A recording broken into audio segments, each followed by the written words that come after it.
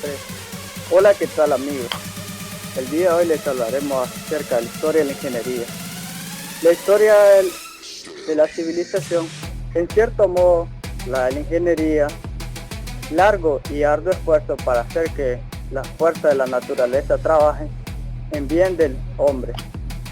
Los primeros hombres utilizaron principios de la ingeniería para conseguir sus alimentos, tales como pieles, construir armas de defensa, como hachas, punzas, lanzas, martillos, etc.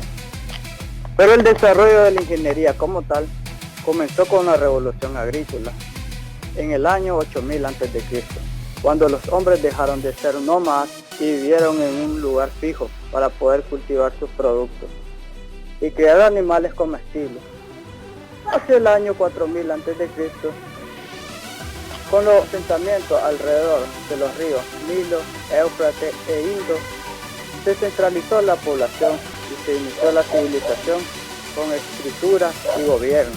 Con el tiempo, esta civilización apareció la ciencia. Los primeros ingenieros fueron arquitectos que construyeron muros para proteger las ciudades y construyeron los primeros edificios, para lo cual utilizaron algunas habilidades de ingeniería. En los últimos 3 siglos, la ciencia y la ingeniería han avanzado a grandes pasos, en tanto que antes del siglo XVII era muy lento su avance. Lo más importante de la ingeniería aparecieron así: militar, civil, mecánica, electrónica y química, industrial, producción y de sistemas, siendo la de ingeniería de sistemas uno de los campos más nuevos. Fue la necesidad quien hizo a los primeros ingenieros la primera disciplina de ingeniería. Fue la ingeniería militar. Se desarrolló para ayudar a satisfacer una necesidad básica de supervivencia. A continuación, se presentará la historia de la ingeniería según sus culturas: ingeniería egipcia, ingeniería mesopotámica, ingeniería griega, ingeniería romana, ingeniería oriental e ingeniería europea. Ingeniería egipcia.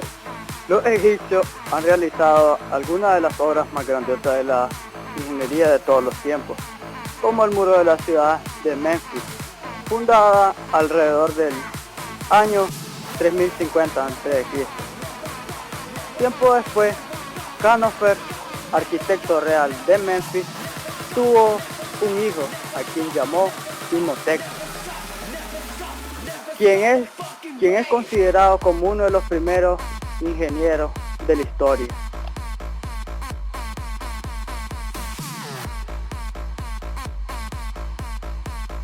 Ingeniería mesopotámica. Otra gran cultura que floreció junto al agua. Se desarrolló en el norte de Irán, entre el río Tigris y Éufrates.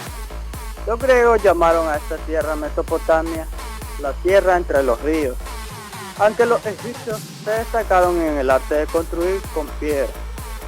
Gran parte de las ciencias, ingeniería, religión y comercio provinieron tanto de Irán como de Egipto. Los historiadores indican que en Mesopotamia se inició la tradición de que un político inaugurara la construcción de un edificio público con una palada de tierra. Ingeniería griega. Esta historia comienza en el año 700 a.C. y el periodo es de aproximadamente 500 hasta 400 a.C. A esta etapa se le llama Edad de Oro de Grecia. Una cantidad sorprendente de logros significativos de las áreas del arte, filosofía, ciencia, literatura y gobierno. Fue la razón para que este pequeño porción del tiempo en la historia humana de adquirir su nombre propio. Ingeniería romana. En su mayor parte la ingeniería romana era civil, especialmente en el diseño y construcción de obras permanentes, tales como acueductos, carreteras, puentes y edificios públicos.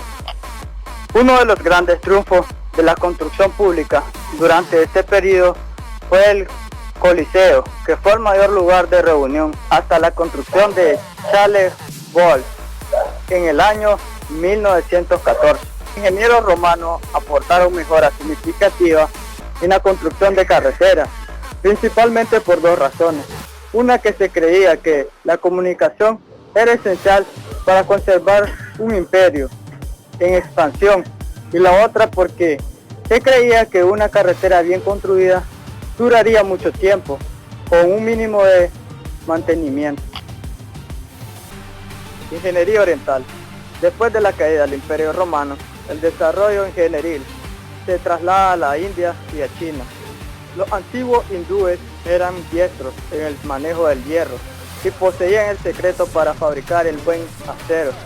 Desde antes de los tiempos de los romanos, aproximadamente en 700 después de Cristo, un monje de Mesopotamia llamado Severo dio a conocer a la civilización occidental el sistema numérico indio, que desde entonces hemos llamado números arábigos.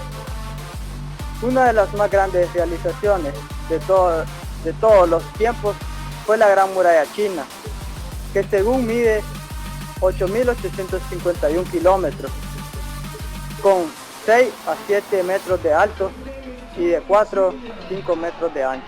Los chinos fueron los primeros constructores de puentes, con características únicas. Lograron uno de los inventos más importantes de todos los tiempos, que es el papel. Ingeniería europea.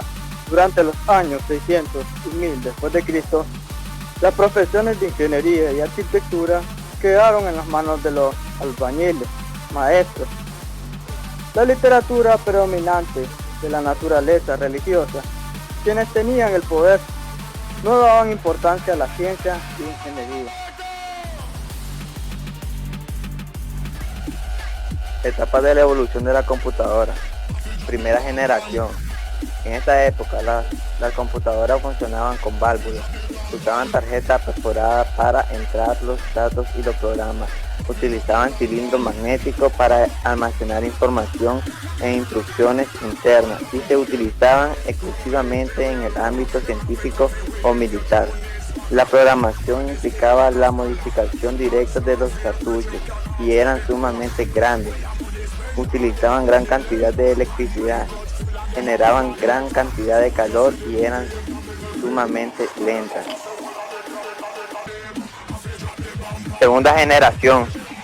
Esta generación apareció a finales de los años 50, con la incorporación del transistor como elemento fundamental, lo que permitió resumir costo y volumen, aumentar la finalidad y rapidez de las máquinas. La introducción de datos se hacía por tarjeta perforadora y se emplearon dispositivos magnéticos de almacenamiento externo como cinta y discos. Tercera generación. Esta generación aparece a principios de los 70. Vino marcada por una disminución del tamaño medio de las computadoras. El empleo generalizado del circuito integrado permitió una nueva disminución del volumen y del costo y también aumentó la rapidez del funcionamiento de las grandes computadoras. Otra característica importante fue la utilización de redes de terminales periféricos conectados a la unidad central, lo que permitía usar la computadora desde lugares alejados. Esto permitió la descentralización de los procesos de cálculo y la consiguiente agilización de las aplicaciones de la gestión de las empresas. Cuarta generación, microcircuito integrado. El microprocesador. El procesador de reducción del tamaño de los componentes llega a operar a escala microscópica. La microminiaturización permite construir el microprocesador, circuito integrado que rige las funciones fundamentales del ordenador. Las aplicaciones del microprocesador se han proyectado más allá de la computadora y se encuentra en multitud de aparatos, sean instrumentos médicos, automóviles, juguetes, electrodomésticos, etc. Memoria electrónica, que resultan más rápidas. Al principio presentan el inconveniente de su mayor costo, pero este disminuye con la fabricación en serie. Sistema de tratamiento de base de datos. El aumento cuantitativo de la base de datos lleva a crear formas de gestión que faciliten las tareas de consulta y edición. Los sistemas de tratamiento de base de datos consisten en un conjunto de elementos de hardware y software interrelacionados que permiten un uso sencillo y rápido de la información. Quinta generación y la inteligencia artificial. El propósito de la inteligencia artificial es equipar a la computadora con inteligencia humana y con la capacidad de razonar para encontrar unas soluciones. Otro factor fundamental del diseño, la capacidad de la computadora para recoger patrones y secuencias de procesamiento que ya ha encontrado previamente. Programación heurística que permite a la computadora recordar resultados previos o incluirlos en el procesamiento.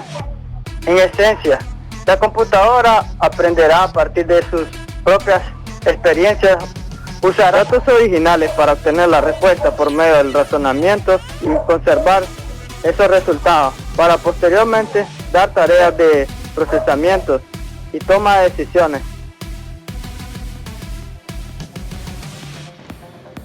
Sexta generación. Los gabinetes de esta generación han sido disminuidos en el tamaño, facilitando en algunos casos la portabilidad que se encadenó en la aceptación de las computadoras portátiles, que han ido creciendo en desempeño y facilidad de uso de las manos con las computadoras de escritorio.